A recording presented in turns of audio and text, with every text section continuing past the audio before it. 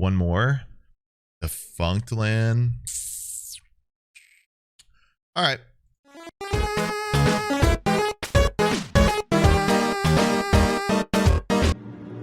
I went to see Garfield.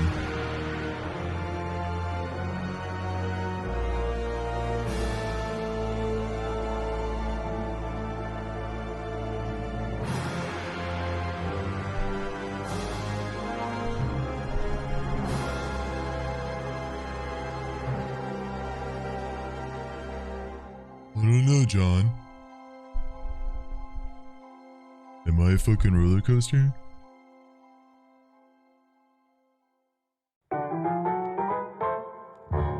In the mid-19th century, in the northeastern region of the United States, there was a new pastime that people could not get enough of: picnics. While picnics had been a French pastime for over a century, Americans did not begin to indulge in the practice until the early 1800s, and then it was almost exclusively for the upper class. By the mid-19th century, though, people of all means were packing a basket, finding a picturesque location, and sitting on a blanket to enjoy a meal. Maybe somebody would bring a guitar and play some tunes. Maybe some couples would sneak off for some alone time. Maybe some guy in a boat would row by to watch. Everyone loves a picnic. And for those living near Pittsburgh, Pennsylvania, one of the most popular picnic locations was Kenny's Grove, a beautiful section of a farm owned by a man named Anthony Kenny. Located southeast of Pittsburgh in the Mifflin Township, Kenny's Grove was a popular picnic location with a beautiful view of the Monongahela River Valley. The area would become so popular in the latter half of the 19th century that in 1898, the Monongahela Street Railways Company sought to create a picnic park at the end of their Mifflin streetcar line. The company leased land from the Kenny family and renamed the picnic area to Kennywood Park.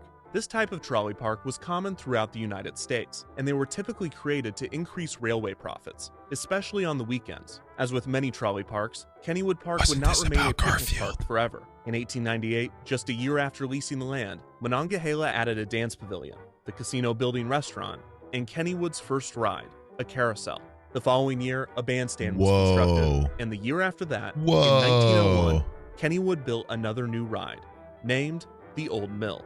The Old Mill was not a unique ride to Kennywood, but rather an entire category of amusement park ride. Old Mills are slow-moving boat rides, with no steep inclines or declines. The water in many of these rides are moved, as the name suggests, by a mill. Old Mills were best known for their significant indoor stretches that were most often in pitch-black darkness. This led many couples to take advantage of the dark portions for romance-related activity, leading to the Old Mill getting its more recognizable name, the Tunnel of Love. These seemed to sprout up all over the place in the late 19th and early 20th century, in World's Fairs, state fairs, trolley parks, and amusement parks, and their reputation soon became a marketing ploy, with more and more Old Mills receiving branding of a romantic or sexual nature. The Old Mill at Kennywood was one of the first Old Mill rides, and although it was never branded specifically as a Tunnel of Love, local couples found that it worked just the same. Kennywood's Old Mill would receive several themes and overlays during its first few years of operation. It was first themed to the Fairyland slopes, then to the canals of Venice, and later to the Panama Canal, which at the time was an extremely topical theme as the actual Panama Canal had just debuted. After the Panama Canal theme, the Old Mill became the Rapids Gorge, and then the Fairyland floats again, before returning to its classic name, the Old Mill. In 1922, the ride underwent a refurbishment and received a new facade to appear more like a New England mill, and had its ride system overhauled and enlarged. Arguably the biggest change to the Old Mill in its early years would come after the ride caught on fire and burned to the ground, being rebuilt for the 1926 season and receiving new theming with comic supplement characters, including Happy Hooligan, the Katzenjammer Kids, and Jiggs and Maggie. In 1936, the Old Mill was redecorated again with 8 new theatrically lit pictures. Another major refurbishment to the ride occurred in 1940. During this season, the Old Mill received a renovation with new animations. The refurbishment featured 7 well-known characters from comic strips and cartoons, including Blondie, Popeye, the Lone Ranger, the Little King, Tarzan, Gulliver, and Little Henry. In 1957, the Old Mill was themed to a trip around the world. The comic characters were replaced with scenes of Hawaii, a kangaroo in Australia, a tiger in Asia, an elephant in Africa, and even Santa Claus in the North Pole. The loading area was also given an animatronic band of monkeys that would play music for guests in the queue, which was apparently auctioned off just 1 month before I started writing this video, although it sold for $2,300, which is more than I've ever spent on an animatronic monkey band. For the 1974 season, the Old Mill would receive its most significant thematic overhaul to date, becoming Hard-Headed Harold's horrendously humorous haunted hideaway. This retheme sent riders through an Old West ghost town, with comical and frightening scenes of skeletons placed throughout the ride. Some of these figures were animated, and sound effects were added to a few sections. This is the first version of the attraction that has been well documented, and it showcases the creative placement of the show scenes throughout the ride track. The Old Mill's middle section consists of 3 circles. In the center of these, outdoor show scenes were constructed, with parts of the tunnel being removed and replaced with fencing so guests could look outside. There are also 4 show buildings where dark ride scenes have been placed. Despite the creative theming of Hard-Headed Harold's horrendously humorous haunted hideaway, the Old Mill continued to be known for one thing. Kennywood's director of community and government relations put it best, explaining, quote, "It didn't matter what the theme was. Anyone who rode that ride in the 60s, 70s, and 80s, they were not on that ride to look at the scenes." It's a place for cuddling and to sort of make out canoodle. You're a little bit nervous about getting on the Old Mill with the girl the first time because you might end up getting slapped, but you also might end up getting, a snuggle. In 1984, the Pittsburgh Post-Gazette did a feature on the ride's reputation of romance. When interviewed, 15-year-old Missy Stash said, quote, "Everyone goes in there and really goes at it. You should see. Some of the boats come out and there's nobody in them." 61-year-old Ellen Ammon, recalling her Old Mill trips from the 1930s, remembered that the boys would That's bring where they get the string onto the skeletons. ride. In the dark portions, they would brush the string along the necks of girls to convince them that there were spiders and water snakes in the tunnels. Oh my in an effort God. to hold them close through their terror. Another common occurrence was seeing couples buttoning up their shirts while exiting the attraction. An uptick in romantic activity in the Old Mill was met with an increase in supervision from the park. Kennywood employees would be stationed at various points throughout the ride, armed with a flashlight and a disapproving stare. Hey. They would rarely intervene if the activity was nothing more than a kiss, but for anything more than that, the young couples would be told to knock it off. At one point in the 1960s, Kennywood employees were given a plastic bat and were instructed that if they saw the naked buttocks of any rider, they were to smack them with the bat. This Ha ha! What is this image? Nice buttocks. Boink. Oh my God, this is your buttocks. This was very effective and almost always prompted the embarrassed couples to quickly redress themselves for the remainder of the journey. This solution was actually quite popular in Old Mills, as this photo from a different Tunnel of Love proves. Kennywood would later install cameras and a PA system so that employees could tell riders to stop their behavior without having to assault them in the dark. Hard-Headed Harold's horrendously humorous haunted hideaway understandably dropped the alliterative name in 1992, reverting back to the Old Mill but keeping the rest of the theming. As the Old Mill entered Get the your 2000s, penis back officially in your celebrating pants. its 100th birthday, Kennywood was weighing the pros and cons of the ride. Due to its age and design, the attraction required a lot of maintenance and took up a significant amount of land at the park. I really hope this turns into, obviously this is going to be the Garfield ride, but I really hope it turns into the fact that like they didn't stop making out. So like people are just making out in a Garfield roller coaster. I'm really hoping that's how this ends up. Kennywood is well known for constantly building new attractions That's and hot. creating new experiences to push locals to come back each season. So it was not out of the question to tear down the Old Mill and replace it with something more modern. I mean, and what? thrilling. However, the said management that? at Kennywood also cares deeply for the history of its Yes, park. you're that was and weird. few, if any, wanted to see the park's oldest attraction torn down. So 100 years after its opening and 30 years after its last major refurbishment, a refresh of the Old Mill was on everyone's minds. Kennywood wanted to find a way to keep the historic ride in the park, but update it to appeal to modern audiences. And the answer to this would come in the form of a powerful cat, named Garfield. Garfield is a comic strip written by cartoonist Jim Davis that debuted in 1976. The eponymous orange tabby cat needs no introduction. The general public is well aware of his love of lasagna, hatred of Mondays, and his trademark laziness. Garfield, along with his dorky owner John, John's naive dog Odie, and a cast of other recurring characters, quickly found their ways into the comic sections of newspapers across the country. By 1982, the strip was appearing in over 1,000 newspapers. Over the next 2 decades, as the comic and character rose in popularity, Garfield would spawn an unprecedented amount of merchandise and media, including toys, books, video games, TV specials, and much more. Despite Garfield being a household name and his face being on everything from tea kettles to lava lamps, he was noticeably absent in amusement parks. It seemed that every major park chain had a classic cartoon character as a mascot. Disney had Mickey Mouse and Friends, Universal had Woody Woodpecker, Cedar Fair had the Peanuts Gang, and Six Flags had the Looney Tunes. Garfield's omission from the medium was not lost on his creator. Hello, in John. 1988, when asked if Garfield would enter the theme park business, Davis said, quote, "I wouldn't touch it. Never." And that's the history of Garfield and theme parks. Wait, 8 years later, he changed his mind. Wonder why. In 1996, plans were announced for a 535-acre theme park to be located in Davis's home state of Indiana, near Indianapolis in Hendricks County. Garfield the project theme was named park? the Heartland Festival Entertainment Complex, and at the heart of the park would be Garfield's universe, a land dedicated to the character. This would include a character carousel, Arbuckle's picnic coaster, a ride called Garfield's Extreme Adventure, an Odie tongue slide, Irma's Diner, and Mama Leone's restaurant, which would serve, of course, lasagna. The park was planned to open in 1997 and was a joint effort between a Michigan development company and Davis's company, Paws Inc. The cost of the project was estimated to be $120 million. By all accounts, Davis was significantly involved in the park's design, even going so far as to have a special Garfield theme park planning room and even conceptualizing the more mundane aspects of the project, such as the garbage cans and restrooms. On top of the design contractors, Davis reached out to other amusement park operators to consult on the project during its early stages. Drinking piss. This was when Davis first reached out to the Kennywood Entertainment Company, which owned 5 small parks in and around Pennsylvania, including Kennywood in West Mifflin.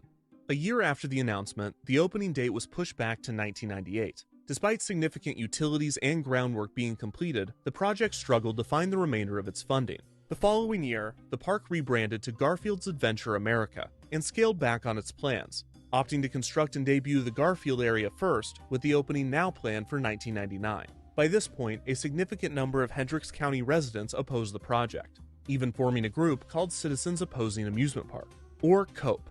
The theme park was pushed back another year with a projected opening of 2000. In December of 1999, Kennywood officials attended the International Association of Amusement Parks and Attractions Convention and Trade Show. It is here that they learned that Garfield was available to license. It seemed that while Garfield's Adventure America was in a state of limbo, Davis was looking to integrate the character elsewhere, at least temporarily, and Kennywood Entertainment was reportedly one of his top choices, specifically the historic Kennywood Park as well as lake compounds in Connecticut. Kim Campbell, a spokesperson for Paws Inc., explained, quote, "Jim liked the long histories of both parks, the family-friendly atmosphere, and the fact that they were picnic areas. Jim said the parks were a perfect fit for Garfield, who never met a picnic he didn't like. You didn't think that picnic stuff was gonna come back, did ya?" An agreement was made between Kennywood and Paws Inc. for a 1-year licensing deal to have Garfield and Odie become the mascots of both Kennywood and Lake Compounds. This is despite the fact that Kennywood and Lake Compounds already had mascots. Kennywood had Kenny the kangaroo, and Lake Compounds had Kyle the crocodile. Oh my god. Both parks assured fans that Garfield and Odie would stand alongside the legacy characters and would not be replacing them. This integration in the northeastern park seemed to conflict with the appeal of Garfield's Adventure America in Indiana. However, it was revealed that the developers of the Indiana park only had the exclusive rights to the character within a 150-mile radius, and that Jim Davis and Paws Inc. had never financially invested in the park. The developers assured the public and their investors that Garfield's integration at Kennywood and Lake Compounds would not detract from the appeal of Garfield's Adventure America. But at this point, I have a feeling it might. Many were convinced that the park would never be built. Meanwhile, at the Kennywood parks, Garfield and Odie were fitting right in, taking photos with guests, selling merchandise, and appearing in advertisements. The integration was successful enough that Kennywood and Paws Inc. extended their agreement, further cementing Garfield's presence in the parks. Kennywood's Kittyland would receive more Garfield theming, and in 2002, the first Garfield ride opened at Kennywood, named Garfield's Pounce Bounce, a kitty bounce tower made to look like a block of cheese, covered in mice, and adorned with a Garfield statue. As Garfield continued to increase his presence at Kennywood, the park in Indiana was finally canceled. The developer had been sued by one of its contractors for lack of payment, and not long after this, it was revealed that the park owed $166,000 in back taxes. The park was soon foreclosed on, and the development company filed for bankruptcy. By 2003, the project was dead, and the county was redistricting the land where the park would have sat. Despite the failure of the park, Davis was still passionate about Garfield's presence in theme parks. And since he and his company already had a successful relationship with Kennywood, it only made sense to go all in on the Pennsylvania park. It was time for Garfield to get his own dark ride. It was at this point that the history of the Old Mill and the history of Garfield collided. Davis and Paws Inc. wanted a Garfield dark ride, and Kennywood wanted to retheme the Old Mill. The timing was perfect, and even better, Kennywood already had a designer in mind. Larry Kirshner, the owner of the haunted house design firm Halloween Productions, had recently installed an attraction at Kennywood, telling park management that if there ever came an opportunity to design a dark ride, Kirshner and Halloween Productions wanted in. Kirshner recalled wanting to design a dark ride so bad that he would almost do it for free. When the Garfield Old Mill retheme was discussed, Kennywood reached out to Kirshner, who happily accepted the job. Kirshner's plans for the attraction included animatronics and 3D effects, and his background in haunted houses would lead him to pitch a Garfield ride with horror and comedy aspects, not dissimilar to the Old Mill's hard-headed Harold theming. However, Kirshner's plans were too ambitious. He recalled, quote, "We wanted to make it look like a billboard smashes open and there's a Frankenstein food character, and then we squirt them all with water. I wanted to do other CGI effects so it wasn't so static and so the characters were interacting with them." Obviously, big effects like this were difficult to achieve in the retheme's limited budget, but the team ran into another issue entirely. Kennywood officials explained to Kirshner and Halloween Productions that, quote, "We can't make it too great because too many people would want to ride it. It has a pretty limited capacity since it's a boat ride." Pete McEnany, the general manager of Kennywood Entertainment, remembered, quote, "One of the things we had to do was not make it too spectacular because it doesn't have a high capacity. So with a small budget and an explicit directive to make the ride no better than good, the team marched forward." Kirshner imagined guests riding through the Old Mill as though they were riding through a Garfield book. The premise for the ride was that Garfield was having a nightmare, which would give the team an excuse to incorporate horror elements and retain some of the dark portions. One point of contention in the ride's history was the involvement of Jim Davis and Paws Inc. While Davis certainly wanted the ride to be built and approved it, there was a dispute as to how involved he was in the creative process. McEnany recalled that Davis wrote the script for the ride and drew the concept art, but Kirshner recalled, quote, "We did 20 or 30 drawings. He didn't do anything. I never talked to Jim Davis. The biggest thing was he or someone gave us some Garfield books and then we had to figure out which story we wanted to tell." Despite the obstacles, Kirshner and Halloween Productions were able to pull off a substantial retheme to the Old Mill, resulting in the most elaborate overlay in the ride's 103-year-old history. How this version would be received by the public, though, was still uncertain. On May 1st, 2004, Kennywood opened for the season with a brand new attraction, Garfield's Nightmare. The retheme to the Old Mill was dedicated with a small ceremony, at which Garfield and Odie took their first ride. Kenny the Kangaroo was also in attendance, although he could not fit into the boat with the other characters.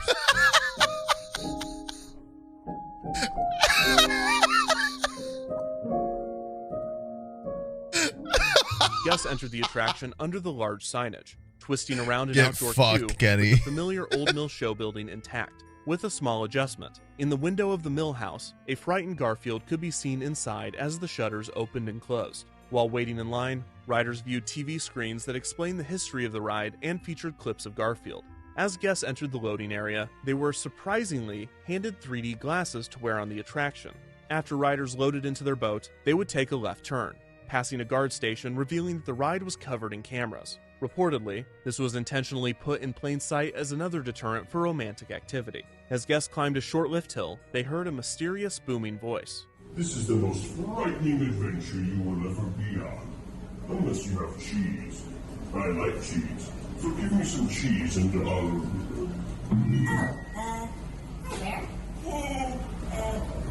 your ride." After a right turn, guests went down a passageway covered in glowing advertisements for PepsiCo products, which was unsurprisingly Kennywood's food and drink vendor. This was also the first of many blacklight scenes, and the walls were splattered with fluorescent material, which was definitely added by Halloween Productions during the refurbishment and was not the result of 103 years of bad aim. This is also where the 3D glasses came into play. Rather than being a stereoscopic 3D effect in which two images are made into one to simulate depth, Garfield's Nightmare used chroma depth, which diffracts colors through a holographic film. This results in certain colors popping into the foreground while others are pushed into the background. The warm colors, red, orange, and yellow, are the ones pulled forward, while blue, indigo, and violet are pushed back. This effect works best with bright primary and secondary colors, which inadvertently gave the ride a distinct color scheme. The chroma depth effect is commonly used in haunted houses, and Kirshner and his team are industry leaders in the style. A benefit of the style is that unlike stereoscopic 3D, riders could view the ride without glasses, and would not have the ghosting effect seen when watching a polarized or anaglyph 3D setup without glasses. A nice, possible coincidence was that Garfield was famously orange, so the character would always pop to the foreground while the background and other characters in the ride would be painted with blue or green colors. If you'd like to try this out for yourself, you can find cheap chroma depth glasses online and watch a POV of the ride with the brightness turned all the way up. It's just like the real thing. After the product placement tunnel, riders encounter their first Garfield strip, which depicts Garfield falling asleep after a big meal, thus beginning his nightmare. The strips appearing in the ride were previously released Garfield strips and not created specifically for the attraction. After this, guests enter the first scene, in which Garfield's messy house begins to come alive, with the door swinging open and shut. Garfield's voice plays overhead, repeating, I never met an ice cream truck I didn't like. Another strip depicted Garfield depressed that he couldn't catch the ice cream truck. In the next scene, the ice cream truck finally appears, but in a twist, the truck, driven by ice cream cones, is chasing after Garfield. Another strip depicted Garfield scaring the mailman, a running gag in the comics. The next scene shows the mailman smiling as an angry dog opens and closes its jaws. The next strip features another running gag from the comics, in which Garfield torments spiders. Predictably, the next scene is of a large spider tormenting Garfield. This pattern continues with another running gag, kind of cool. Garfield eating a fish in a fishbowl, followed by a scene of a fish eating Garfield. The most terrifying part of the ride thus far is arguably this chair. While not explicitly referenced in the ride, another running gag from the comic strip is Garfield using John's chair as a scratching post, and it appears that this chair, while not getting direct revenge on Garfield, is having a great time watching. The next scene shows Garfield's vet Liz holding a giant needle, with Garfield tied up by a rope, held by an Igor-type character. The needle would blow a puff of air onto riders.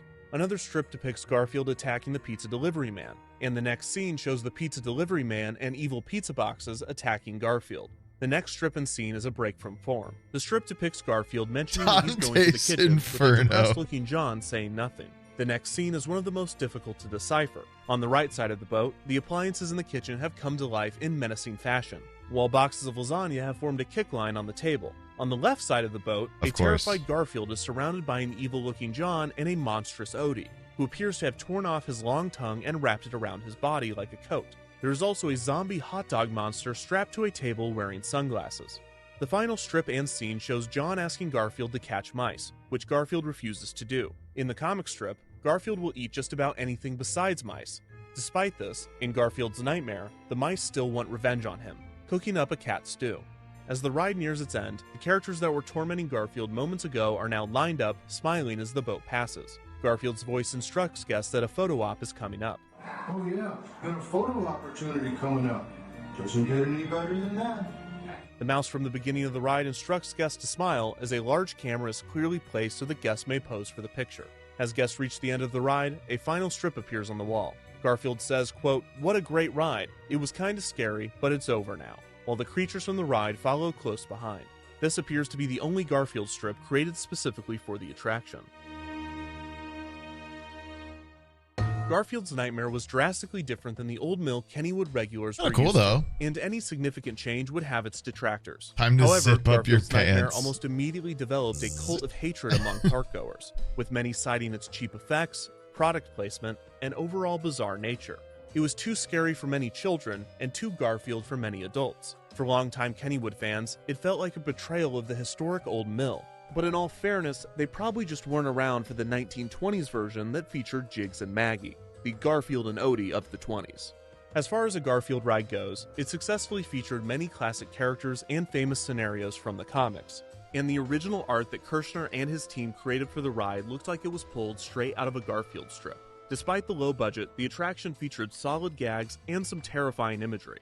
But who cares what Kennywood regulars, Garfield fans, or even children think? The real demographic that matters is the one that gave the old mill its century-long reputation: young couples. In a Pittsburgh Post-Gazette report before the ride's opening, Kennywood officials assured fans that, quote, "We haven't messed with what made the old mill," which the Gazette took to mean that, quote, "couples will still be able to find a suitable spot along the way to, exchange pleasantries." This persistent mentioning in official media of the ride's reputation as a love tunnel sent me down a rabbit hole that I could not have anticipated.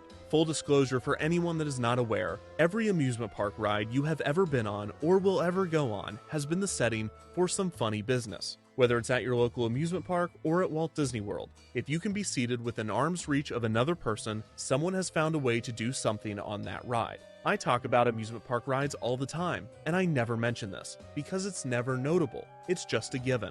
However, in all of my research, I have never come across a ride in which major publications, journalists, have reported consistently, constantly, on a ride's reputation like the Old Mill at Kennywood. I found a newspaper article from 1934 talking about how the ride is a great spot for couples, and the 1984 article in which couples were interviewed about their romantic activity pushed me over the edge. Not what I meant. After hearing mention that sometimes boats would pull into the station with no one inside, I knew that I had to go deeper. Dang it, look, if you're just interested in the physical history of amusement park rides, and you don't care about the culture attached to the Old Mill, I'd recommend skipping to this time code. Like 2 For minutes. those remaining, there was a significant amount of documentation as to how Kennywood attempted to police young lovers on the ride, but little was known on how these riders were able to accomplish some of the feats that they were boasting about. Were these legends true, or were they fiction? In the name of research, I tweeted the following: have you or someone you know ever made out or made love in the Old Mill Dark Ride at Kennywood Amusement Park? If so, please email your story to imadeloveintheoldmill@defunctland.com. I followed up this tweet It's about to clarifying that I get didn't want details of the steamy. activity. I wanted to know where in the ride people jumped out. And either no one saw this reply or they didn't care, because I did receive many emails, and most of them contained graphic detailing of activities that took place in the Old Mill. To borrow a bit of Pittsburghese, yins are nasty. Of the 56 messages I received, only 3 were obviously fake, and the vast majority contained details far too specific to be made up, mentioning school trips or special events that I verified were accurate. I'm not going to share any of these and assert that they are 100% true, but here are a few of the more interesting submissions with redacted bits for anonymity and appropriateness. Feel free to pause and read at your own pace. I saw you're looking for stories, but while we didn't blank, me and my partner made sweet, passionate, gay kisses on the Old Mill because it was dark and the skeletons were kind of cute to BH. This was back what it was Garfield themed. Hope that's what you wanted. I was maybe 14 on the ride with my dad visiting the park to celebrate his recovery from a recent surgery. The 2 older teens in the boat in front of us were out making out passionately, yes, on the Garfield ride. I never witnessed such graphic kissing despite only seeing silhouettes. There was noises. I couldn't be sure if it was them or the ride, because wet slapping could have been them or the nasty boat water. My dad grumbled the whole time, but didn't say anything. It was so painfully awkward. Anyway, that was the last vacation I went on with my dad before he died. So hope they enjoyed themselves. What the? Whoa. What a curveball. No correlation, I hope. Hi, this is in no way related to lovemaking, although I guess some people are into it. When I was about 10 or so on Kennywood Day, my friend was in the boat in front of us, and at the time, we were big into aerial dumps, which is exactly what it sounds like. Shitting from the highest area point you possibly could. Trees were commonly used as a standing on the lid of the toilet seat. No parents were around, and sure enough, my friend stood up on the ride and screamed aerial dump and took a big wet one right into the water. I'm still disgusted by the ride to this day. Whoa. Things I've done in Garfield's Nightmare. Made out with 2 different people. Was blank felt blank.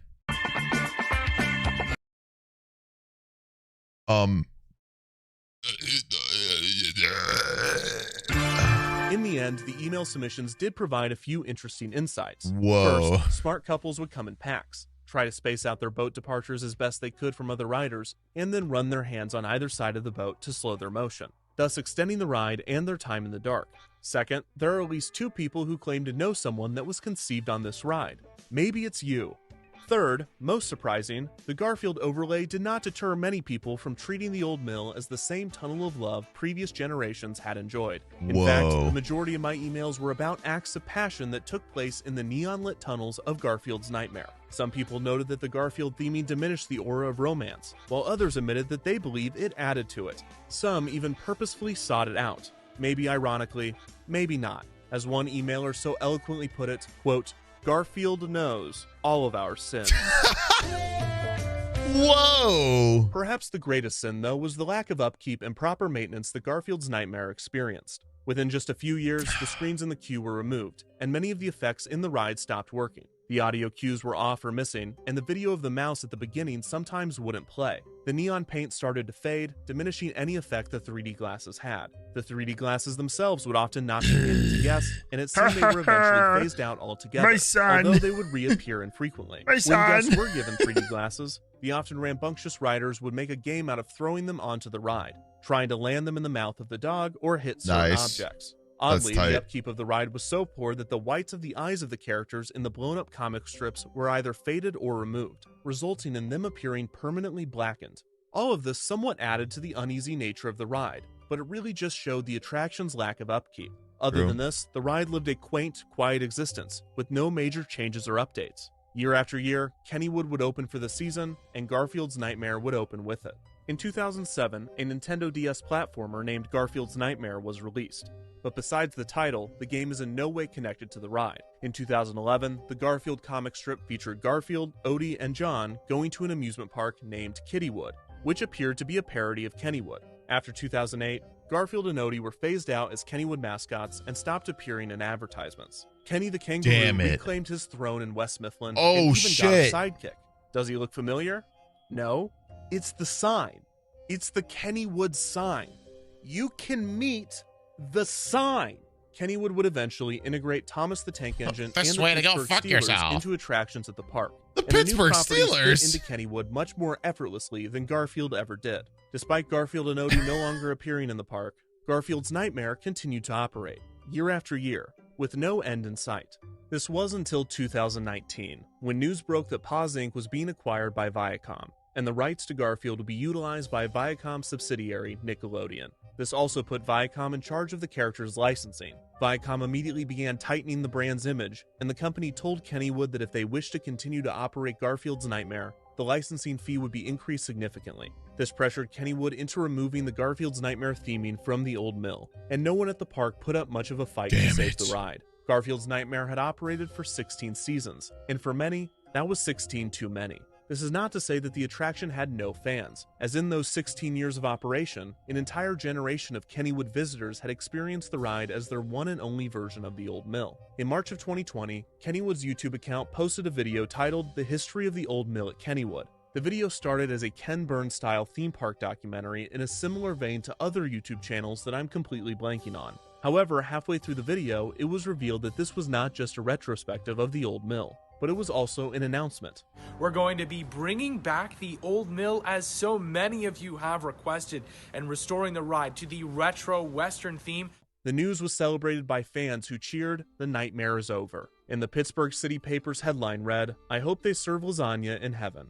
During the off-season, the ride was gutted and completely rethemed. Unfortunately, all of the props from Garfield's Nightmare with a direct tie to the Garfield brand were destroyed at the demand of Viacom in order to prevent them from being sold or ending up on the black market. To ensure compliance, Kennywood had to film employees completely destroying the Garfield props. The opening of the ride would be delayed due to the COVID-19 pandemic, but when it debuted for guests in July of 2020, when Kennywood opened for a shortened summer season, it was met with positive reviews. The familiar Old West ghost town theme was welcomed back into the historic ride. Despite the massive overhaul, the new theming utilized multiple props and effects from Garfield's Nightmare. The new Old Mill also had multiple tributes to Kennywood history, including references to previous Old Mill iterations. For instance, the appearance of a character named Harold, referencing Hard-Headed Harold's horrendously humorous haunted hideaway. The scenes also featured multiple orange tabby cats throughout the ride, and a tombstone in a graveyard read, "G Nightmare. I hope there is lasagna." That's kind of cute. The Old Mill at Kennywood is the world's oldest operating Old Mill attraction, and this is not by coincidence. Kennywood is a historic park whose employees and visitors care deeply for its history. While Garfield's Nightmare was not necessarily a beloved attraction, the retheme played an important part in extending the life of this historic ride. While some might remember Garfield's Nightmare for its neon paint and surreal visuals, like any Old Mill retheme, most Kennywood guests will remember the attraction for something else. While most of the emails I received detailed explicit and often disgusting acts of passion that took While it was Garfield theme, I gave incredible blank to a guy on the ride. After the first bend, once you're probably in the tunnel with Garfield panels and the Pepsi ads, I blanked on him. I don't even know why I'm telling you this. Place on the Old Mill. My takeaway was not that the ride should be burned to the ground for the good of the general public. In fact, it was quite the opposite. The romantic Wow. activities that happened within the walls of the old mill, as humorous and crass as they could be, reminded me of something that I've always believed. Theme and amusement parks are special environments, where some of our strongest memories are formed, whether that's thrill, imagination, or even love. Hearing people of many different generations share how this one ride impacted them was surprisingly moving. To hear stories of young angst, Life the nerves of finds going on a the way. ride with someone you had a crush on, the scariness of having your first kiss, and even missed opportunities, lost loves. For one rider who grew up in a small town, the dark tunnels of the attraction were the first place he felt safe kissing his boyfriend. For a married couple, a trip on the old mill made them laugh and feel like they were in high school again. When the messages weren't overtly erotic, they were actually beautiful, and a good reminder of why I love talking about these parks. They are memorable and exciting places where it's as much about riding the attractions as it is who you are riding with. And sometimes the most memorable experience one can have is getting a kiss while riding a boat through a dark tunnel. And sometimes That it's happens to be getting a about kiss Garfield. while riding a boat in front of a neon Garfield. Down by the old mill stream, where I first met you, with your eyes of blue, dressed in gingham too. It was there I knew that you loved me true. You were 16, my village queen, by the old mill stream. Wow. Look, I can't think of another way to say this. A lot of you were gay in the Garfield dark ride. I feel like that's fair.